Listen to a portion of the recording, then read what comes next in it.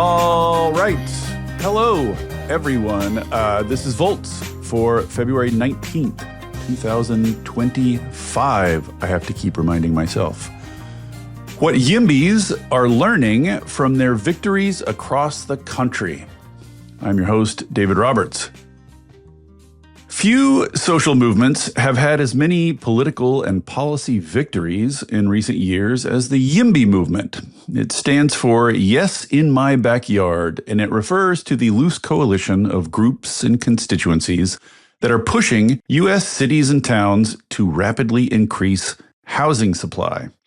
It has gained momentum from the growing acknowledgement of a housing crisis in the U.S., a crisis that is suppressing economic growth, exacerbating economic inequality, increasing traffic pollution and greenhouse gases, and siphoning voters away from dense blue areas into red, exurban, and rural areas.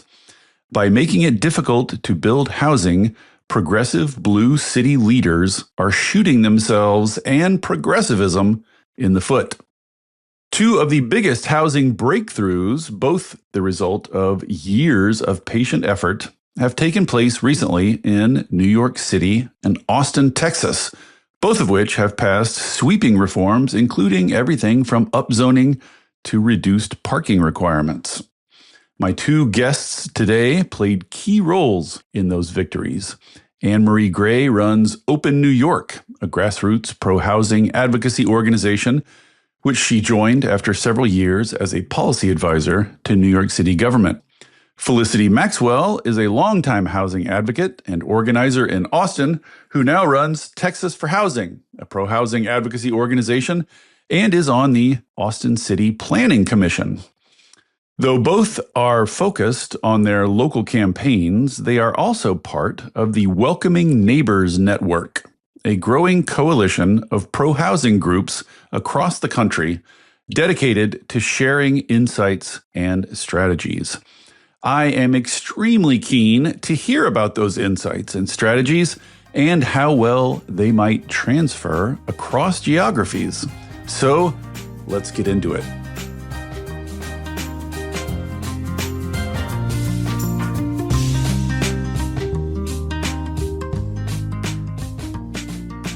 With no further ado, Annemarie Gray, Felicity Maxwell, welcome to Volts. Thank you so much for coming. Thanks for having us. Super excited about this conversation. Just to frame things a little bit, and I discussed this with both of you in advance, the reason I wanted to do this and sort of the mindset from which I'm approaching this is sort of, to me, as I've gotten interested in urban issues, housing, transportation, transit, density, that whole network of issues, one thing about it has struck me over and over again. I've never quite been able to put it adequately into words, but there's like I want to compare it to like the sunshine of the empty mind or whatever that movie is called. Insofar as I mean, it seems like no one ever learns anything.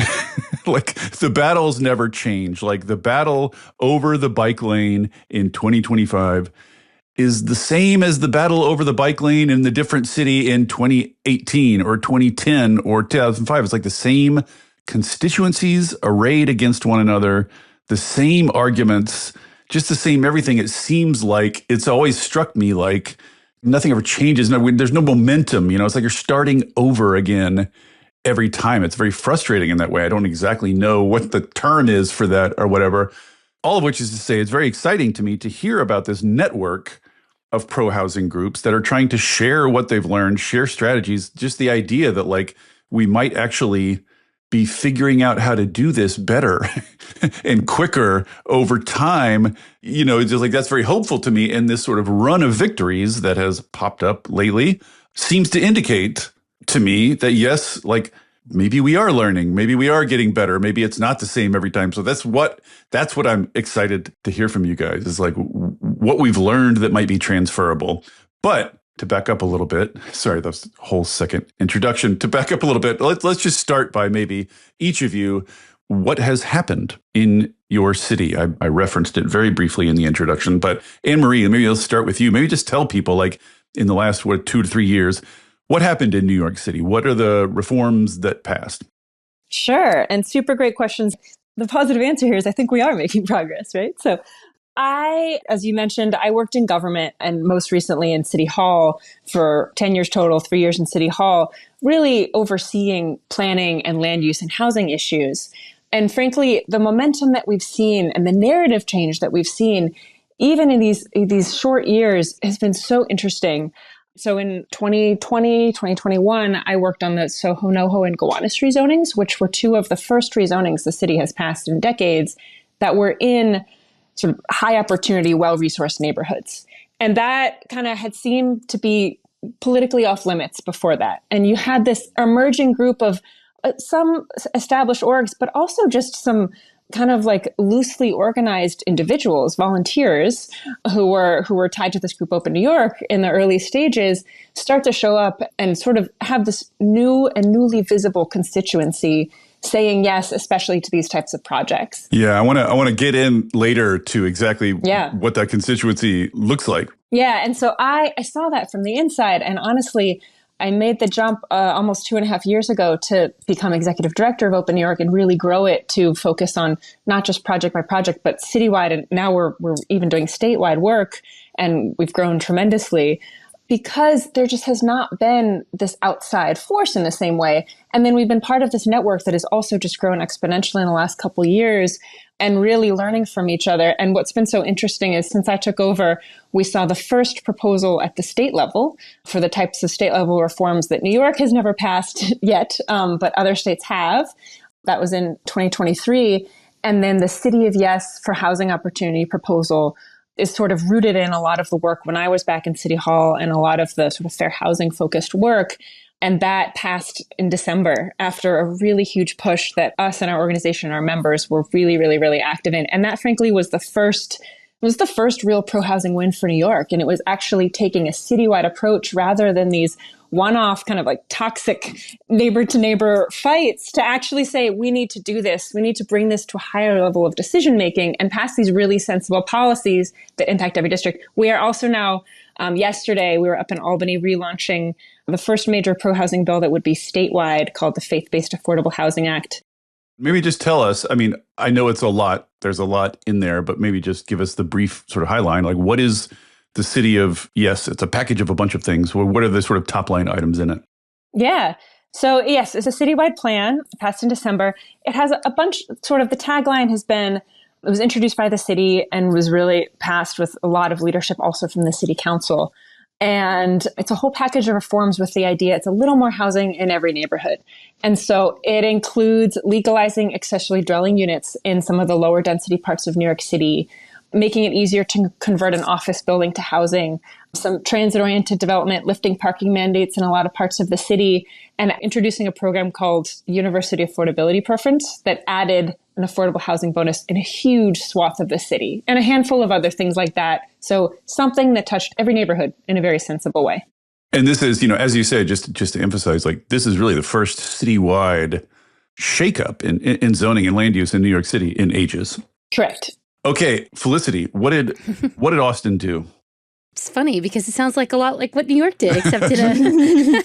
So yes, for those who may not be familiar, during kind of COVID and even before then, Austin had sort of become this hot, hip city that everyone wanted to move to. And of course, we had this huge run up in housing prices as a result and a real constraint on supply. And I think some people may not be aware that we had actually tried to do a lot of work around reforming our land development code, like how we build in the city, for basically 10 years. So it's interesting to hear Annemarie, because what they did in maybe a shorter time, we did over a much longer time. And the organization that I'm with, or I have been a board member of, Aura, has actually been in Austin for over 10 years. And so the work was much slower here, but then suddenly accelerated very quickly after the 2020. What's the quote? Slowly and then all at once? That's literally what happened. We had some elections that really led to a big turnover in who was leading the city and the city council members.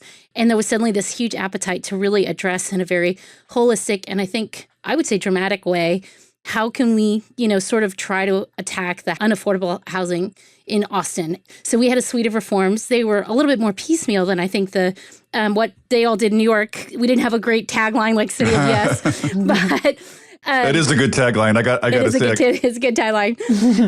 But, we I like to joke, we speed ran it because we eliminated parking minimums across the city. We did minimum lot size. We did 3 units by right. We did a lot of work around our new Project Connect, which is our transit system. So that's ETOD work. We also did something related to compatibility, which is how close you can build to a single family home. So it was literally all these kind of thorny issues that had been part of Austin's, like the underlying causes of all of this for years and years and years that have been sort of intractable. When you say 3 units by right, will you just unpack that very briefly? Oh, absolutely. So similar to what Annemarie mentioned, we now have the ability to put up to 3 units on any single family lot in Austin. And when you say by right, that just means you don't have to ask. You can just do it. Don't have to ask. And essentially it replaced, we had duplex rules and ADU rules, which were quite onerous and made it the units kind of unattractive and unaffordable, I'll say, like really impractical. And so now it's very simple. If you have a certain lot size, you can build up to 3 units. There are some limits on terms of how big each one can be and gets into complicated things like FAR, which let's not talk about that. But the idea generally being that if you have a certain size lot in Austin, you can build, more than one house, which really does help with infill. Yeah. And then, of course, the second part of that is if you don't want to have 3 units on your own lot, you can subdivide your lot. And that's where you get into things like dividing lots into smaller sizes. Austin went from 5,750 in terms of our lot size down to 1,800 square feet. That's pretty wild. That's a huge wild jump. and I've been in this fight for probably the last 5 to 10 years. And it's amazing to me that we did that all basically in like 18 months. I know. Well, I'm going to ask a little bit later about what we think about durability and that sort of thing. But so in both cases, you had, pressure over a long period of time and then like a dam broke and a bunch of stuff has happened all at once. So I want to sort of get to what I think of as the key question. I want to hear from both of you on this. So anyone who has been on the YIMBY side of any fight or campaign in any city is familiar with a basic asymmetry involved in these fights, which is to say the people who have the time and money and wherewithal and knowledge to know what's happening and to show up to the meetings and to lobby tend to be the people who already live in these areas, which tend to be older and wealthier and whiter.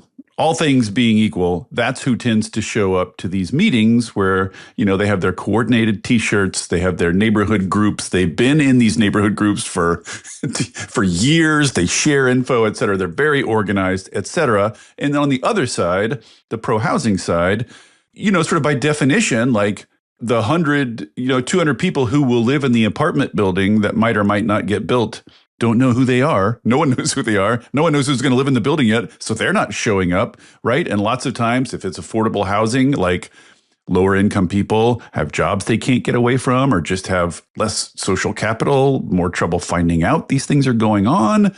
So all of which is just to say that the forces of inaction, the forces of freezing neighborhoods in place, the NIMBY forces, have a sort of built-in advantage here, which means the organizing task facing YIMBYs, it's just a higher bar. They just have more to do. It's more difficult. And I would say that New York City and Austin were known in these circles for years, not just for having these neighborhood groups, but for having particularly organized, vigorous, some might even say vicious neighborhood groups, specifically in both those cities. So what I'd like to hear just at a high level is just like, what's kind of your theory of change as you approach that asymmetry? How do you think about how to cobble together a force that can match that very organized, pre-existing force that already exists in every one of these places? Annemarie, you can start. Sure. So we have chosen, like this city and state level policy actually could intervene here, but we have chosen to defer these types of decisions to sort of hyper-local constituents. It's not a representation of the district or the needs of the city. Exactly as you said, they skew better housing insecurity, they skew older, wealthier, whiter.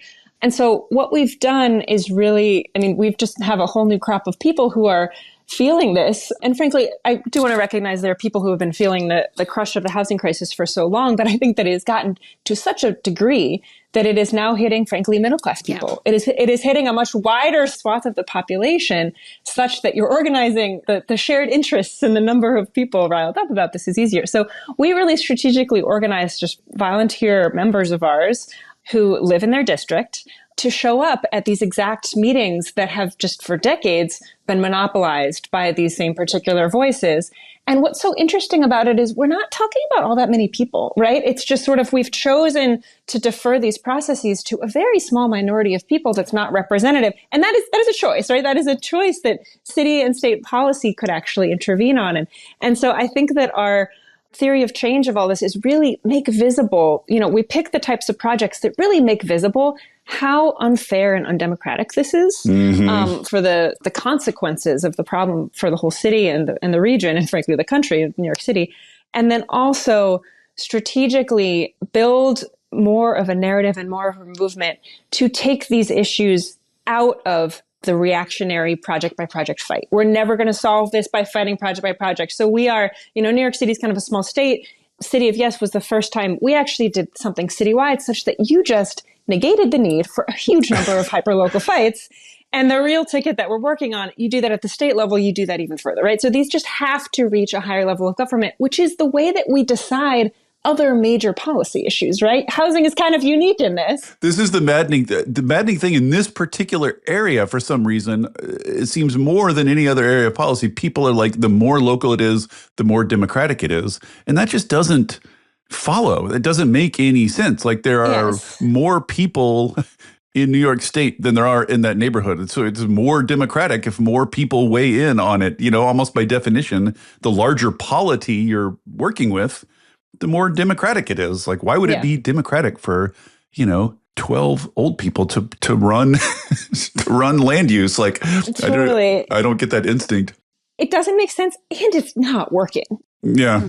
So maybe put a little meat on the bones, like these are young people who are in apartments who can't afford houses you're organizing? Are these people who want to move to New York City? Are they people who are, insofar as you can, broadly characterize them, like who's involved in these other constituencies? Of our membership? Yeah. Just like who's pushing for YIMBY reforms now? Like who are the kind of groups? So we're the only major pro-housing group in the whole state, actually, and the city. So we're growing quickly, filling a huge void.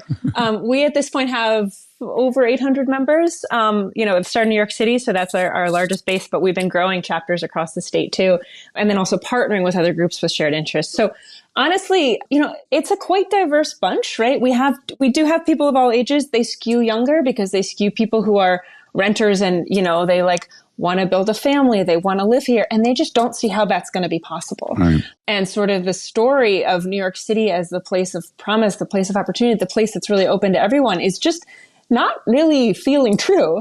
And it's getting so much worse exponentially. We had our a healthy housing vacancy rate is about 7-8%. New York City's been about 4% for the past decade. Last year, we are 1.4% vacancy, which is basically nothing. It's just basically nothing, right? I know. And there's always a slightly maddening, are crazy to me that like this is viewed as a big problem for a city. Like, what could be a better problem for a city to have than a bunch of people want to live there? Like, it ought to be like celebrating, and yet everyone in these neighborhoods is like, but people, it just makes no sense to me. Felicity, tell me, it's the same. I know the neighborhood groups in Austin are very well organized. Who did you find to do an end run around them? Funny, because I like to think of it also as your city's getting younger and smarter and more involved. I just have to say in Austin, there's been this influx of people from other cities. Obviously, San Francisco, the Californians moving to Texas is a big narrative, but maybe priced out of some of these other blue cities. And then they came to Austin and they're like, hey, wait a second. Like, what do you mean you can't have, a sidewalk cafe and an apartment right next door? And I think the other thing that sort of Annemarie touched on, which is the way we were doing it didn't work. And we spent a lot of time trying to make those neighborhood groups who were very well organized and quite politically powerful, happy. And there was no version of it that they could live with. And so I think that's the other thing is, for political folks, at some point you stop beating your head against the wall and say, we're going to do something different. And that is exactly, I think, the thing that I like to emphasize is elections make a difference. Political leadership makes a difference. So as much as you organize and have people come to these ridiculously hyper-local meetings, you have to have someone who's willing to listen. And unless you have that type of leadership who's saying, you know what, maybe the neighborhood groups aren't right, and maybe we should be having more people live here. I mean, Austin did 10 years of if you don't build it, they won't come. And they came anyway. So it was we were just at a breaking point. And so I think that does help is that not only do you have new faces and names and people coming that are excited to make your city the best it can be, that sort of dynamism helps you to create a narrative that is different from what has been there before. And also makes those folks seem like a little bit head in the sand. If you want your city to grow, you have to have new people and they have to have a place to live. And they're contributing to the economy. They're paying taxes. One of the biggest things in Austin that I think is interesting is that we have our state universities here, University of Texas at Austin, and we have tons and tons of college students who live in Austin, sometimes for only, 2 to 4 years, but sometimes much longer. And there was this real sense of, if you went to UT, you should be able to stay in Austin. That's a long honored tradition. And guess what? They couldn't. There was no place for them to live. Apartments were outrageous. So it was just this sense of, hey, wait a second. This has been something that generations of Texans have done. Come to Austin, gone to UT, slacked off for a few years, and then, moved back to Dallas and maybe grew up, right? But you couldn't do it anymore. I have relatives in my very own family who live that exact Yes. Well, here's a question. It is the kids of those very older, wealthy NIMBY homeowners who can't afford to live in the same city as their parents. Is that not reaching any, does that not affect them in any way? Does that not change any minds? Their own kids have been priced out of their city. Does that argument not reach any of them? I think it does, actually, to be fair. I think that some families understand that you can't expect to have your grandkids live near you if there's no place for them to be able to buy a house. And I'm sure Annemarie's heard this story over and over, is that people now leave New York when they want to start a family. So if you are, there's no opportunity to live there in a sort of townhome or a larger, like you were talking about, tiny apartments by and large. So it's very difficult to feel like you can have a family life that works necessarily in New York. And then in Austin, the same thing. You are moving out to the suburbs, these outer kind of exurbs areas, far away from exactly to your point, these nice inner suburban areas or sort of core parts of Austin. And people are like, what do you mean my daughter has to live in Round Rock? And you're like, have you looked at housing prices in your neighborhood? That's why. And so I do think it helps with the light bulb. But there is this fundamental sense, going back to where we started with this conversation, of these folks are neighborhood preservationists. And as much as they might want their granddaughter around the corner, they're not really willing to give up the sense of, oh, that might mean an extra house in my neighbor. There's a real tension there. I'm so glad to hear you say that, these people are unreachable, because I honestly, I'm a good liberal. I'm like, well, maybe they have a point. I should listen to their arguments, So it's funny. I went to one of the AI engines for the first time I've ever done this.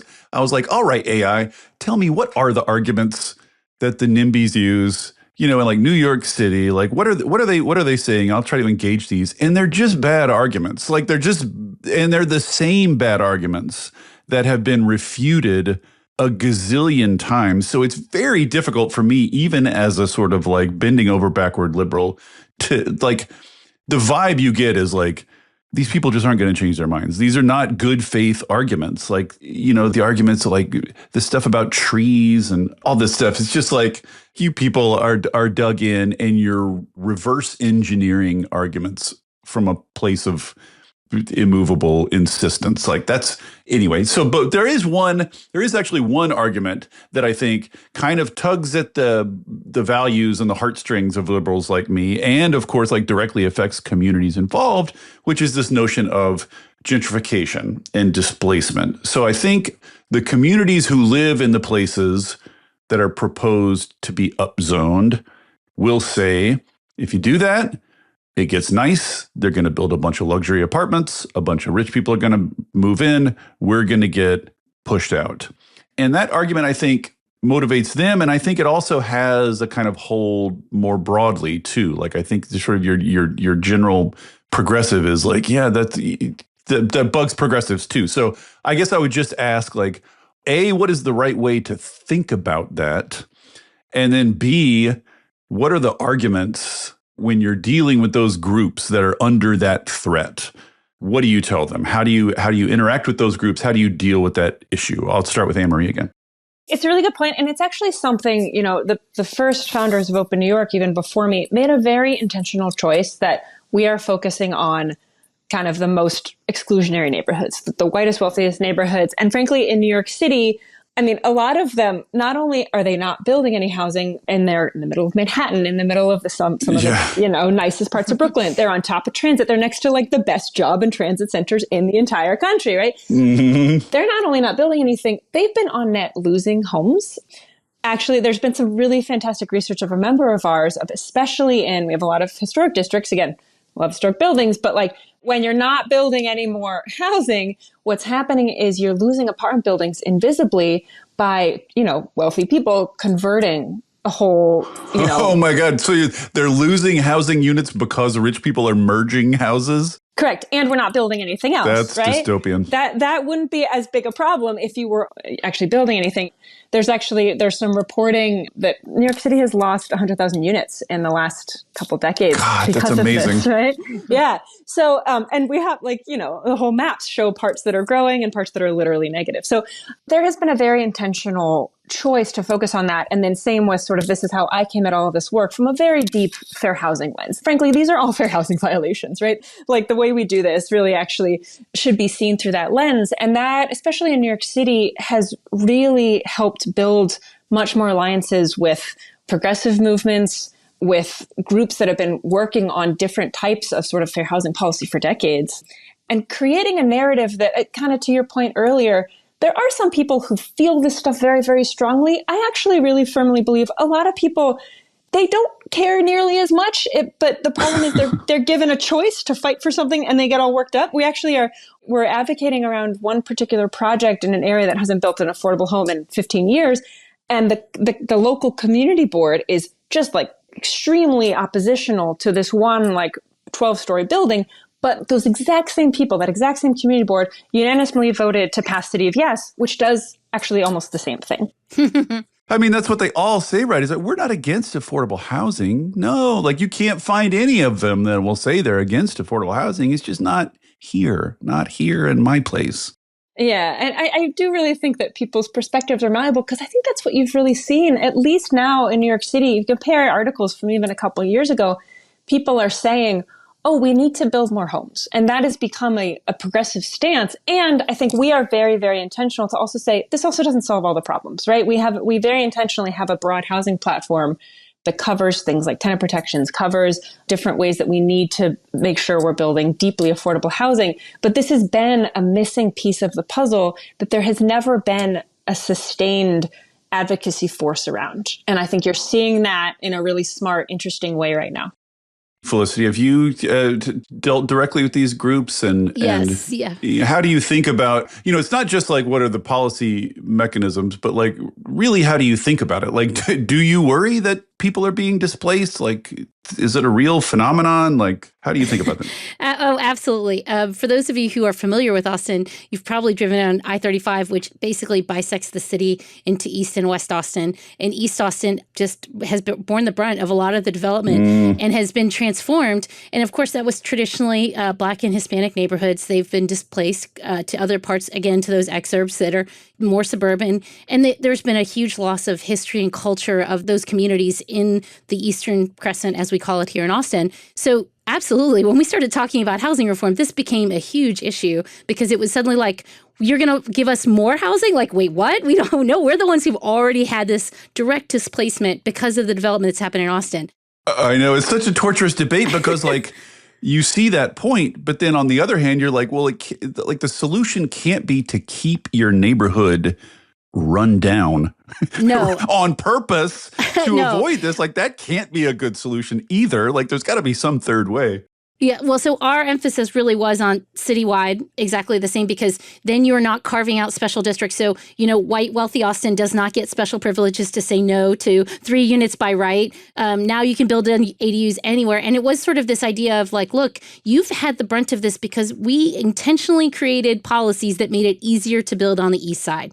And your point about the neighborhood preservationists, they're like, I don't care if you build housing as long as it's not here. So there was always a here that's not here, and that here was the east side of Austin. Yes. And so we saw this happening in real time. So our point was always like, look, this is actually undoing a lot of the bad faith or sort of intentional or unintentional sort of carve out of where you could develop easily in Austin, Texas. And I do think that that was very successful. And I will say this, like we went back. So one of the original plans in Austin is called the 1928 plan.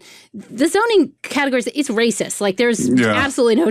And so like, I think that was our point too, is we are legitimately trying to undo historical harms to a way that benefits community and try to repair some of the things that have happened. And I would also say that we have really great, again, leadership on this because we did things like financial assistance around, building ADUs and a lot of work to make sure that those communities felt like there was a benefit to them for this. It wasn't just rampant development that's been the same thing that they've seen for the last 20 years. We're talking about displacement. We're talking about gentrification, and we're doing the things we can to address it. Is it fixing everything? No. I mean, this is the question. Like, what do you do? What is best case outcome, I guess, in your head? Is the idea that like these communities build up and all or some substantial number of the people who live there before that process starts are sheltered and can remain there? And is that like practical? Is that viable? Like, what is best case scenario here? I think that's an excellent question. And exactly that, because unfortunately, a lot of the housing stock in East Austin or other places that are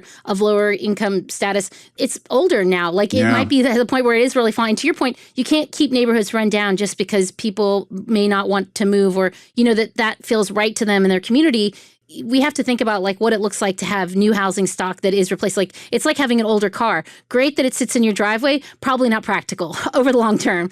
And so, I think that's what we would say too, is if there's a way to gently, turn over housing stock in a way that feels compatible with the community that's still there, I think feels good. And I would also say, this sounds strange, but things that we've done, which is that gentle density and trying to encourage ADUs, that's the idea that people can stay in these communities and build a new granny flat so they can, so you're trying to come up with creative solutions that recognize community, but also understand that change is necessary and the change that they feel comfortable with, like that is positioned not as we are telling you what to do. We're giving you a suite of options so you can figure out what feels right for this neighborhood or this street.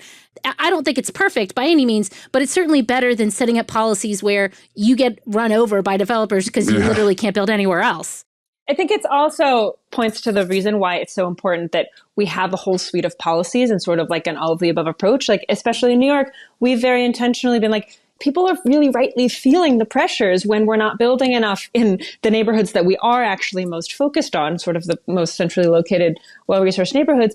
Those pressures are real and they're not going to change overnight. People respond very differently to new projects if they don't feel like they themselves have some more protections as a tenant, if they're a tenant, for example, right? So we've very intentionally been like, tenant protections go along with this, right? Same with programs that are really trying to address like predatory forces of longtime Black homeowners, right? In parts of Brooklyn that are now suddenly really hip, right? And these fears are super duper real. And we have to like think about all of them because those fears are real and they are going to be barriers to this idea that everywhere should be growing, but it's been so unequal and people's fears and feelings about that are very legitimate. There's also a bunch of research that's come out lately, which I think is cool and interesting, which shows that even if what you're building in an area is luxury apartments for, like there is no. What is a luxury apartment? Set definition of what that means. People just How nice is my dishwasher? Say that as kind of a slur, like developer, like that. Nobody knows exactly what they mean by it. But even if, say, you're building high end apartments in a place, the research shows like wealthy people will shift into those, and then like less wealthy people will shift into whatever apartments they abandoned, and so on down the line, that you're freeing up units. And you do, if you build a bunch of those, lower average rents in a place over time.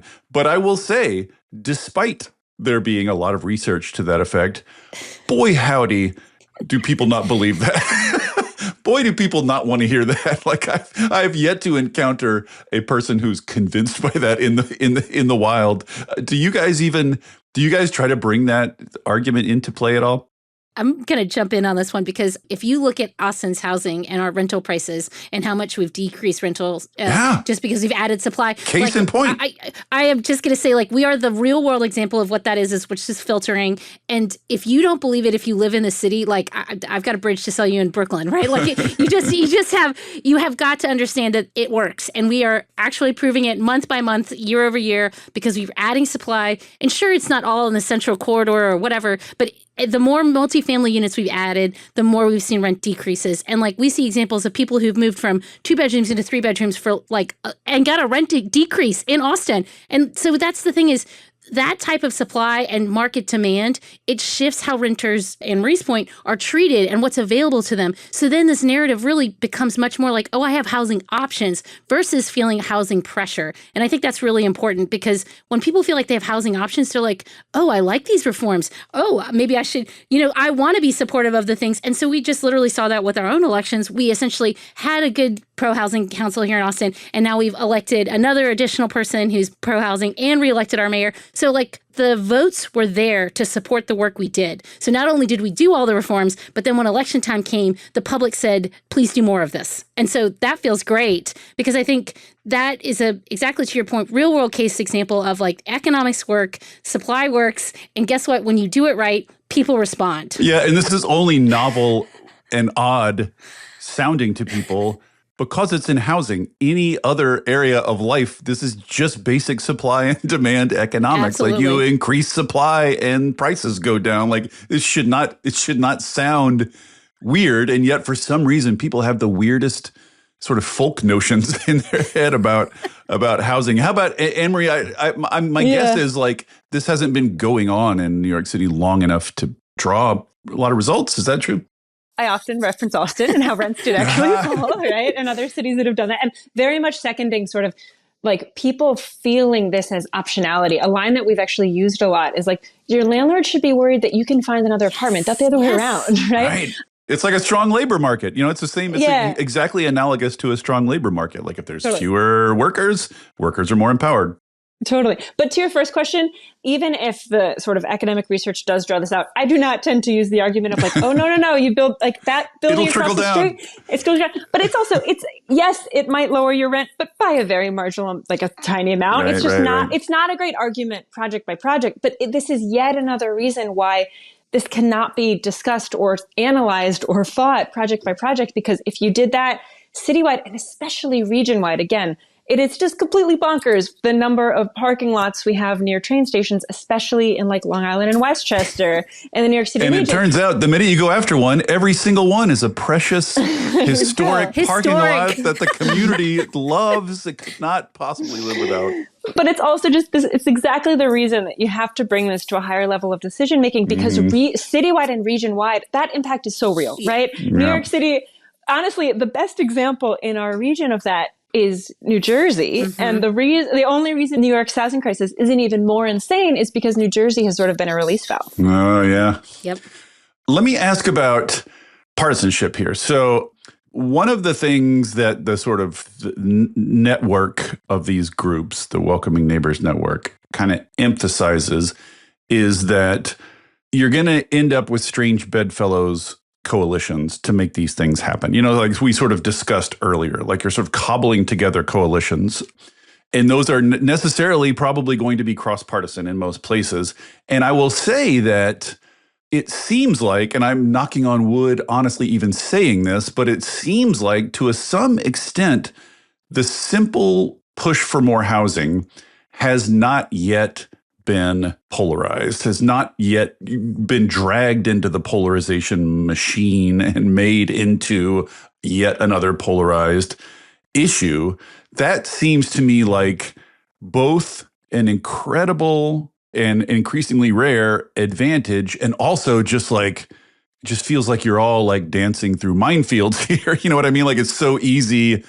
It's such a heightened sensitivity around that stuff these days that it's just really easy to run into those tripwires. So I'm sort of wondering how start with you, Annemarie. I mean, New York City's blue, so, maybe it's not as big of a deal for you, but I'm just wondering, like, how do you think about not tripping those partisan tripwires? Hey there, everybody. Don't worry, I'm not going to tell you about a new mattress or push a credit card on you. This isn't an ad. There are no ads on Volts.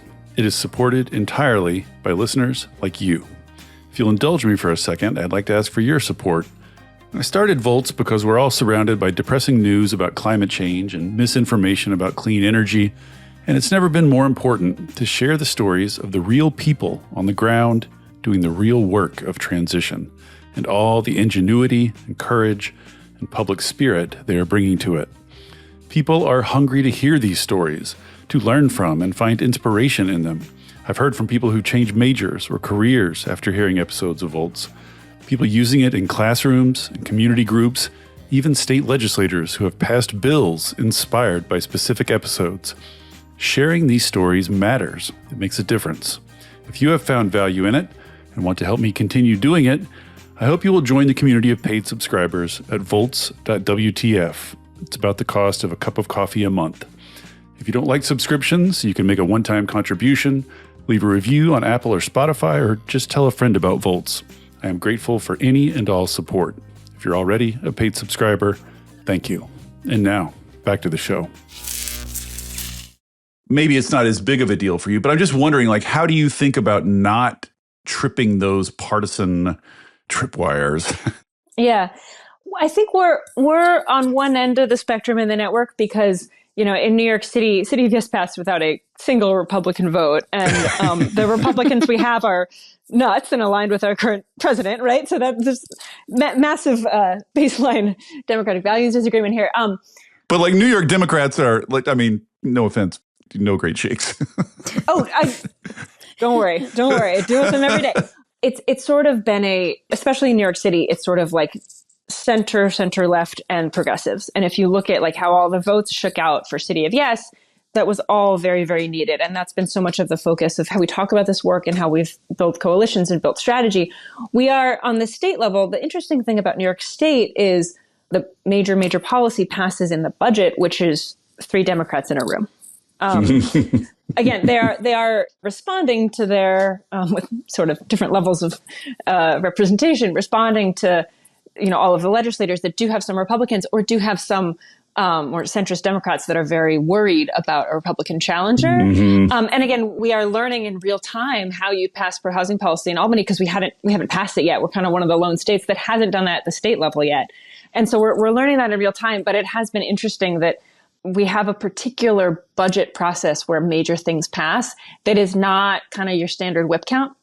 And so what we're trying to figure out and sort of build momentum from, we're really truly learning in real time. And there are also, we have Long Island Republicans are a very certain type, far Western New York Republicans actually have a different approach to some of these things. So we're learning this in real time, but our strategy has been so centrally focused on the whole span of the Democratic coalition. And again, some of the biggest opposition we've seen is in the deepest blue districts. And oh, sure. The D next to your name is no guarantee on this issue for sure. No, which is partly why really showing this is the right side to be on if you want to call yourself a Democrat or progressive on any front. And also, you mentioned this at the beginning, but the national implications for the Democratic Party of New York losing seats is enormous and is extremely, extremely driven to how those same Democrats are not doing anything on housing policy. Yeah. So just to put a line under that, because I don't know if I really spelled it out in the intro or if people are aware of this, but refusing to build housing is literally losing these blue areas population to red areas, which means they're literally losing congressional representation, which means I heard this is an apocalyptic factlet for you. If you just reran the 2020 election with the new districts based on the newest population numbers, Trump would have won. In incredibly close national elections, Democrats are literally losing votes in Congress. I don't know if people get this, but that I think is one of the reasons that kind of the National Democratic Party is slowly but surely waking up to this issue, because it's starting to threaten their reelection chances. So Felicity, you're down there. You're a little blue island. Yes. In a big red sea. I was going to say, we'll happily take those congressional seats here in Texas. How do you think about partisanship? I mean, I can only assume that it's kind of more of a thing down there. Yeah, it's a very different reality. Obviously, because Austin is quite liberal, very similar to New York City, and we have that same sort of, shall we say, spectrum of how you view housing. And I actually think an interesting thing to think about in the Democratic side is the age of the people who are in leadership.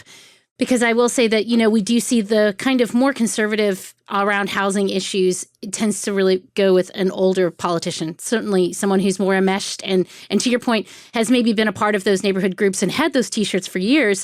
So like them feeling the pressure. And we should just say, live in suburbs those neighborhoods and drive everywhere. Right? Exactly. So I think as we've seen younger folks come into leadership here in Austin in particular, that has shifted because those people are all Democrats, but they believe very much in the pro-housing reforms that we implemented here. I think at the state level in Texas, the very interesting thing is probably the most deregulatory pro-housing folks in the state of Texas are Republicans.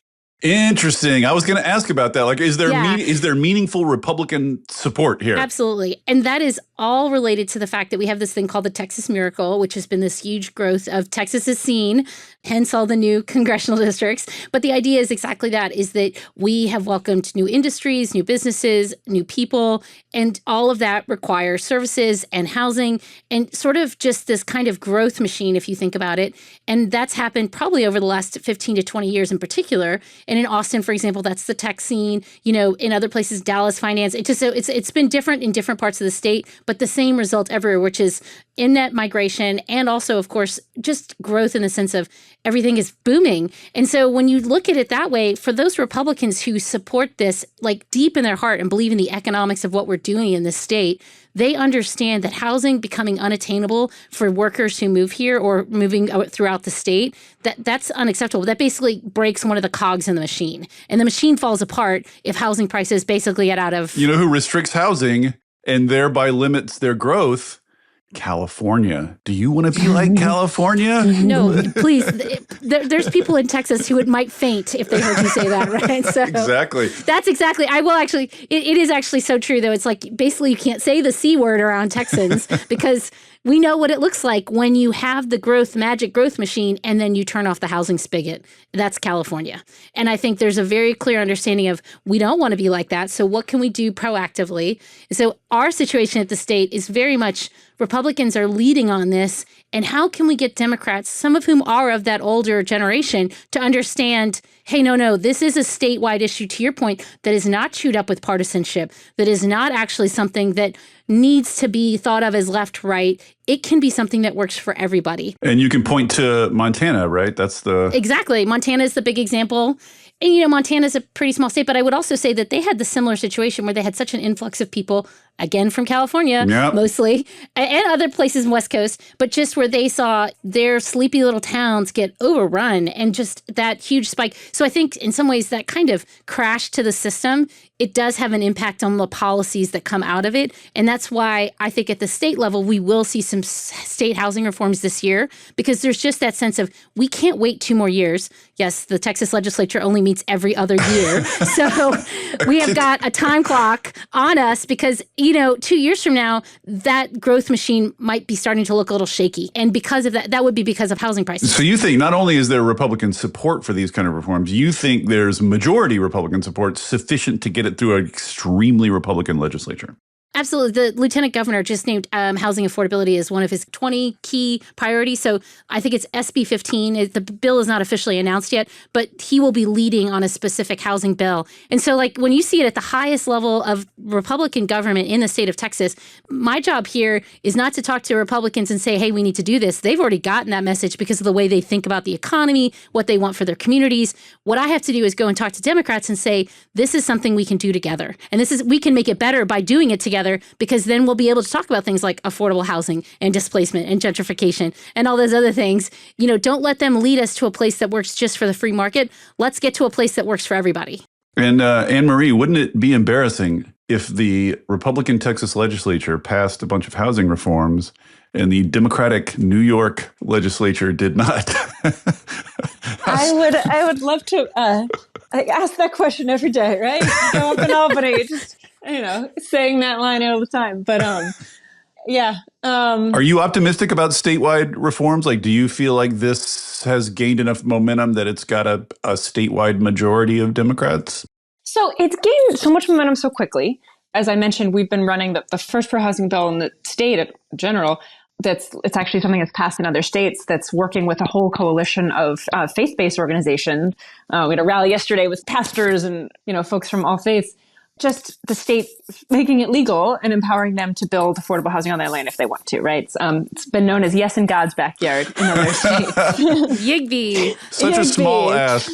I know, right? Such a modest ask. But it is, and sort of the crux of it is the state using the powers that it has to say, this makes sense. We're going to use these powers and make that legal, even if that is not what local zoning says, right? And so you get the same sort of like local control fight, which in some cases, that's the argument used to defend school segregation, right? Yes. Well, I mean, local control does not have a proud history here in the U.S. It definitely does not.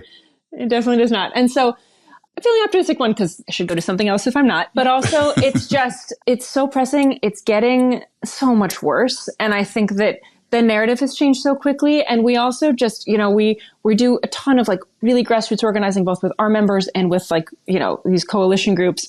We have like really smart policy people that are there just explaining stuff to legislators who have never thought about this before. They just haven't. Mm-hmm. A lot of this stuff is just so new to it's new. It's really wonky. You say the word zoning and people's eyes just glaze over. And then we also, we're just doing a lot of really smart sort of like comms and sort of political communication. We also last year, at the advice of frankly everyone that's worked in New York politics for a long time, we started an electoral arm of our organization to actually put money behind our endorsements and also sort of build up enough influence to eventually sort of challenge people that have been really bad kind of on these issues. And so it's growing quickly. It's tough, and I will say, I think any bipartisanship, I think there's also some uncharted territory with what's happening on the national level and how that plays out. But I think that we're really, to say the least, like the narrative has changed so quickly. Even people who a year ago were like, don't bother with that, are like, okay, this is a good bill. And so we're throwing everything we have at it.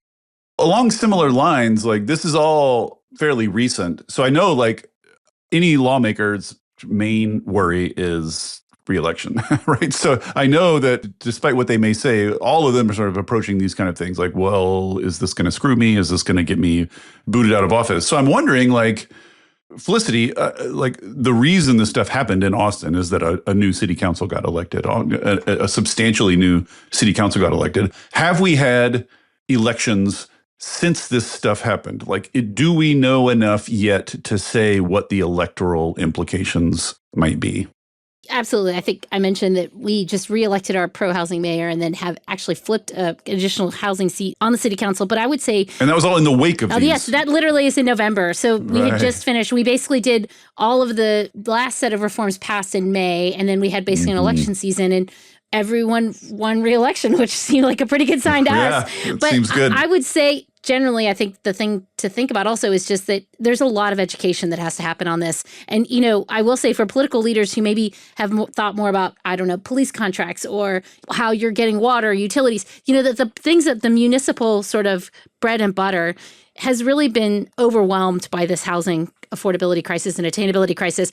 And that's at the local level. So like those are the folks who felt it first. But if you think, county level and then, state level, those people have a certain amount of distance from all of this. So as the crisis kind of deepens or gets to a pinch point, you have to really educate at every level. And so I think to Annemarie's point, we spent a lot of time the last session, so 2 years ago in Texas, just getting people to understand what the issue was and getting them to understand it and giving them exactly that. I know zoning sounds really boring, but I swear it's really important and you can make an impact kind of conversation. And now they've heard it and they've seen it. And so now I think they're ready to do the work. But I will say that's the same thing at every political level is that you just have to, there's a certain amount of education and outreach that has to happen and organizing to your point.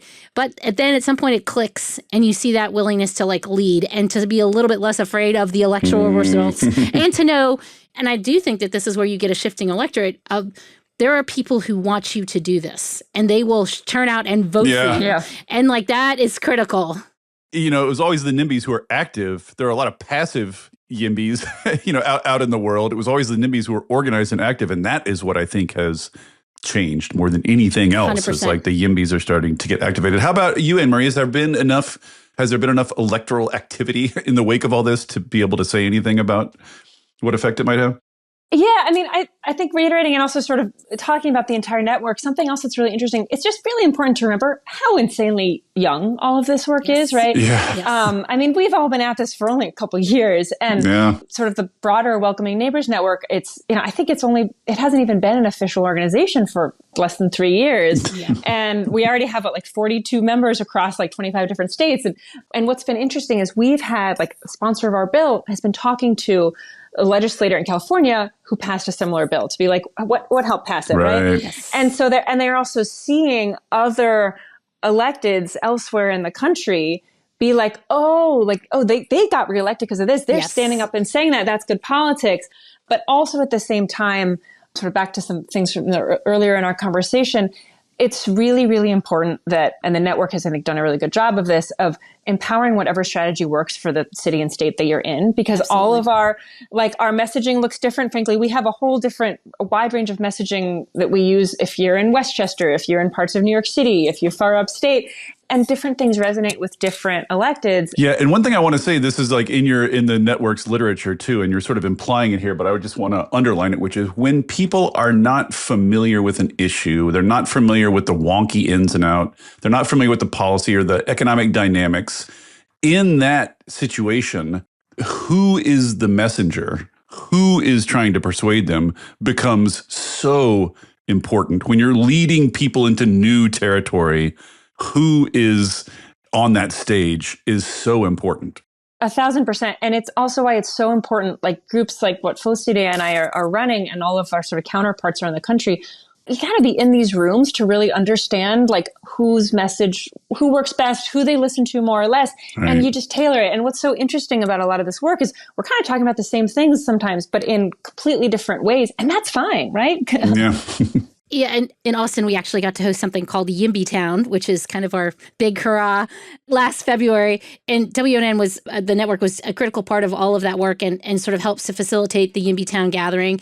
And obviously, we were honored to host it. But the most impactful thing was exactly what Annemarie said was, getting to hear people talking about the exact same issue, but approaching it in different ways and having different messaging, but they're succeeding, and learning from that opportunity. And a great example of this is, I think Annemarie mentioned the YIMBY bill. Texas is going to have a YIMBY bill. There's several other states. We're going to do a network call so we can all talk about it. And you know what? Our YIMBY bills are not going to be the same. They're not going to look the same. We're not going to talk about them the same way. But fundamentally, it is a statewide reform that has likelihood of passing it 3, 4, 5, 6 states this year. That is a huge win and something that would not have been possible 2, 3, 4, 5 years ago. Certainly not 5 years ago. A, because nobody was talking about housing this way. And B, because we didn't have that collaboration and ability to learn from each other. So I think there is this certain amount of momentum that's not only are the wins building on each other, we're learning from each other and building a network that's going to be, I hope, a force to be reckoned with.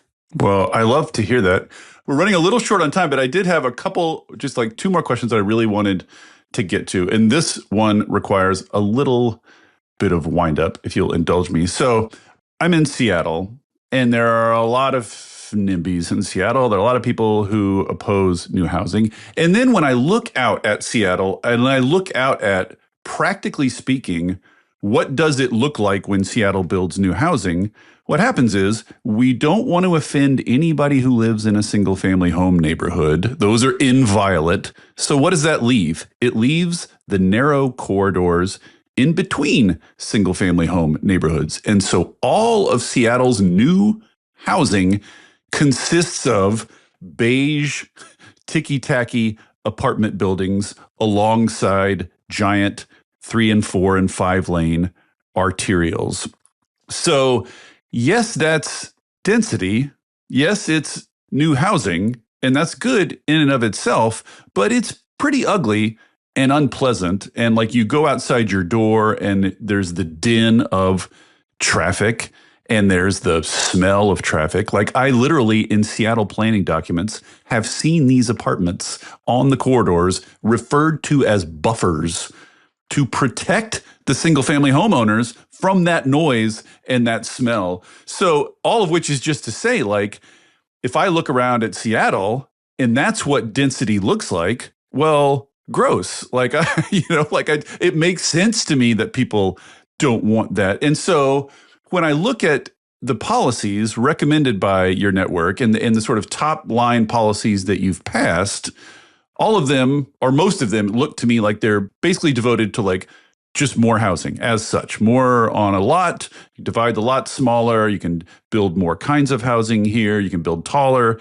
here. But I don't see a ton of stuff devoted to making that density nice, i.e., trees, green spaces, public spaces, the kinds of things that make the little cute European cities so nice to go visit. It's not just the density, it's the amenities, it's the layout, it's the quality of life. So I'm just wondering, like, I know the main thing is we just need more housing, but it seems to me like you're going to smooth the skids, make it easier to build more new housing if when people see new housing, it looks nice. It looks like a place you might want to live. And like in Seattle, that's not the case. So I'm just wondering like how you think about the balance there, just like blunt force, more housing versus trying to make the places where more housing goes in nicer, nicer to live in. How do you think about that balance?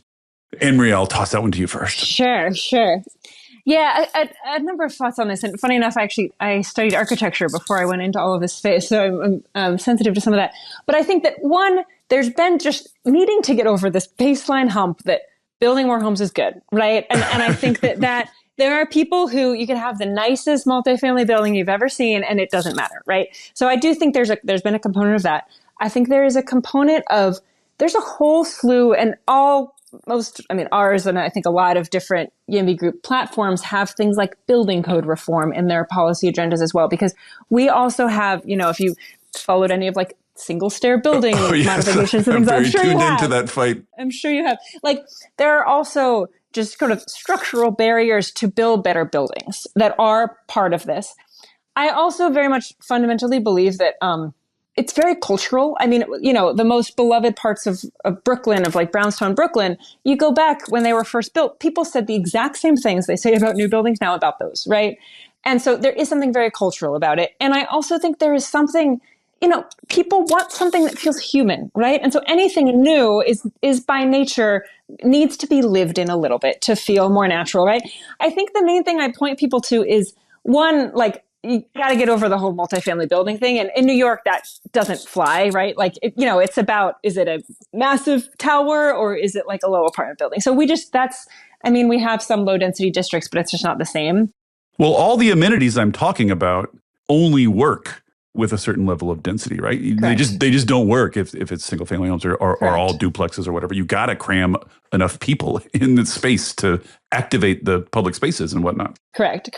And that's 100% true. And the one other thing I'd say is if we lived in a world where you take the entire New York City region and you had legalized missing middle housing across the entire region. Oh my God. Like, just reality would be so different, right? Housing pressures would be so different. The pressure for one particular lot that you can finally get some housing on to be as tall as possible, it just would look different, right? And I think that, if our historic preservation regulations were different, other countries have figured out how to have new buildings next to old buildings and the sky doesn't fall, right? So I think what is tricky sometimes is like, every single new building might not check every single box we possibly want, but all of these policy changes collectively would make such a better reality for everybody. And how we figure out how to explain that and talk about that in ways that feel real is a lot of the challenge. Yeah, but to be clear, I'm not just talking about buildings. I'm talking about neighborhoods, basically, like transit, like land use more broadly than just the building level. I mean, in a lot of American places, like kind of the horse is already out of the barn on that. It's like it's so grim already. But like a lot of, I think if you want to bring in a bunch of density, people are only going to do it on some level if it's decently nice. How about you, Felicity? So yes, you actually said that perfectly, because zoning is more than housing is the thing. So I like to point out that exactly we need more housing, and it's a place that's added a lot of supply in a lot of, I'll just be saying, ugly buildings. Maybe we have something here called the Texas Donut, which is essentially a building that wraps around a parking garage. It's great housing, but is that really like, to your point, the pinnacle of housing in the 21st century? No, obviously is not.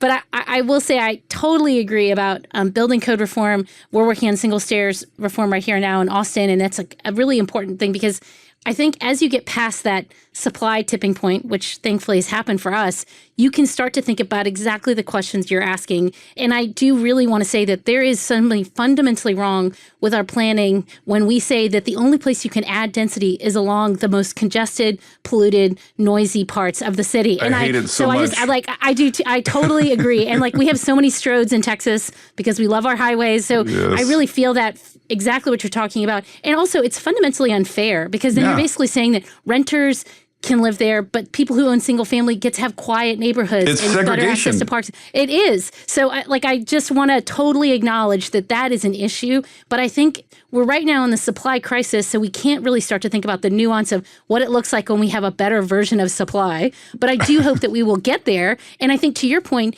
that requires a lot of infill and thoughtful development that we just haven't seen. And guess why we haven't seen it? Because neighborhood preservationists don't let us even think about it. Like Right. the people with the T-shirts show up and they're angry because you want to put gentle density in their neighborhood. So I think this comes back full circle to where we started in some ways. We've done great with supply in a lot of maybe easier places, but the really beautiful supply that we might want for the central part of our neighborhoods or next to those nice parks, that's trickier. And I don't think we've gotten there yet.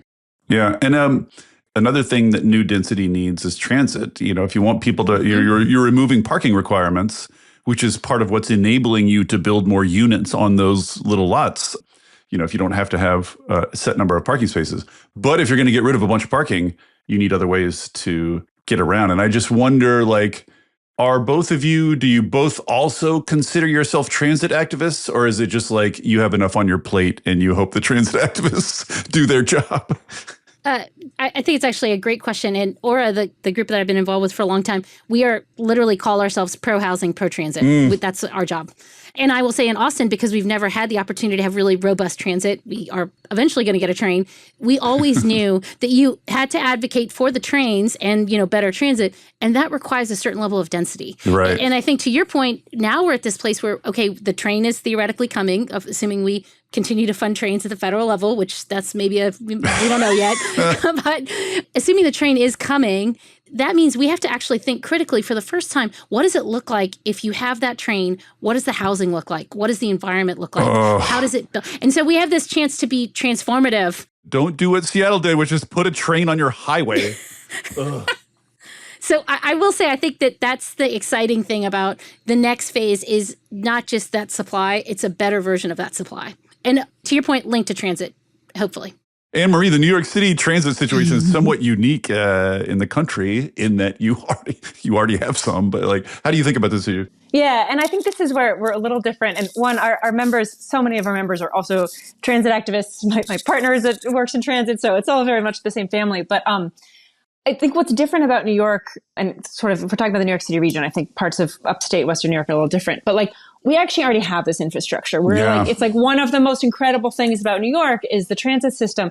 And actually the problem is, there are stations, especially further out in the suburbs, they're losing ridership because they're not building housing. And we think about the whole network in, a somewhat comprehensive way. We have zero region-wide housing planning that actually uses the capacity of the most miraculous, incredible system in the country right now. And we still have fights in New York City about building more. I mean, again, we have a lot of apartment building in most places, but we have some low density districts and even just mid density districts. They still fight about building higher density when you're next to a train station that is just madness. 15 minutes away from Grand Central. If right? there's one obvious, if there's just one thing that no one should be arguing about, build up around your transit stations. Not to, this podcast is not intended to be a Seattle gripe fest, but we've spent billions of dollars on light rail, and we're putting all our stations next to the interstate, and we're barely upzoning around them. Like the station that's closest to my house has a friggin' golf course right next to it. It's just like historic. Yeah, exactly. It's a nature preserve. That's what they'll say if you try to get rid of it. Like that's what about all the birds? It's just unbelievable. But building up around transit is just a utter no-brainer. And also really tying that, that is climate strategy. That is, I think, really 100%. making sure how closely these all tie together, because We need all of the activists and all of the advocates to see these all as connected. Yes, this is like, I was going to put this in the intro, but it would have made the intro too long. Just like, why am I talking about housing on a climate solutions podcast? But I think that sort of deserves its own dedicated podcast just to sort of make the case at length, like this is a climate issue. But that's implicit in everything we're talking about. And implicit in the reason I'm talking with you is this is, among other things, how you cut emissions. So I could talk to you all forever, but just one final question, which is, what is next? What is next, Annemarie? What is next for New York? We're in the middle of a state legislative session. We're trying to really break through and start to, pass this bill they're working on, the YIMBY bill, and then build from there. I mean, a region-wide transit-oriented development bill is definitely on our radar. And then at the city level, again, kind of post-city, yes, we're in a year of a mayoral election, but we're doing some work around, there's two commissions looking at the city charter. And we're really thinking about, there are things you could only do with charter reform that you otherwise need state legislation that get at exactly these incentives that are built into our land use review process. That, and then we're making endorsements for a lot of our races happening this year to try to really build more pro-housing champions and truly expanding our footprints that we're organizing statewide. New York has not always had the best of luck in its mayoral choices. if I could understatement. Is there a chance that you're going to get an actual like pro-housing, pro-transit champion out of that process this time? Dare we hope?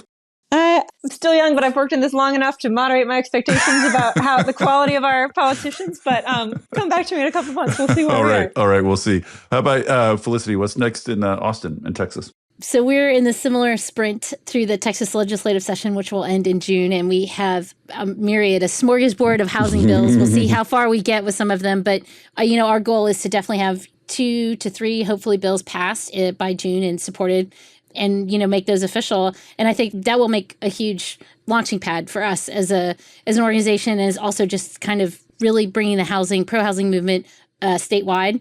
That is actually also the focus, is to be building up these sort of the work that we've done in Austin to replicate that in other major cities in Texas, and also to be thinking about what does it look like to be pro-housing in sort of, I don't want to say smaller, but certainly, places where maybe that housing crunch isn't as acute, but it's there. And I think Annemarie touched on regional housing planning and a lot of other things. So we have some great ideas of what does it look like once you've gotten past this initial hump, or you have a good start, what comes next? And I think that does look like state housing plans. Where do we need more supply? How can we be thoughtful about helping communities that are smaller but still struggling with housing? What does it look like to have housing, in more Latino and border areas? So it's a big state with lots of challenging problems, but we'll be here working on it, hopefully, for the foreseeable future.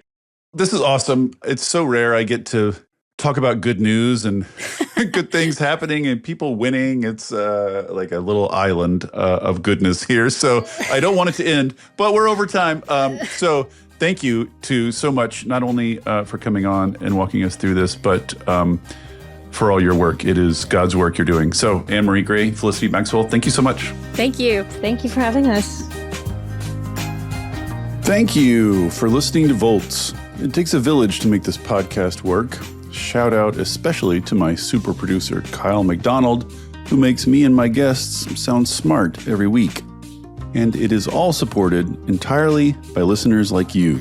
So if you value conversations like this, please consider joining our community of paid subscribers at volts.wtf, or leaving a nice review, or telling a friend about Volts, or all three.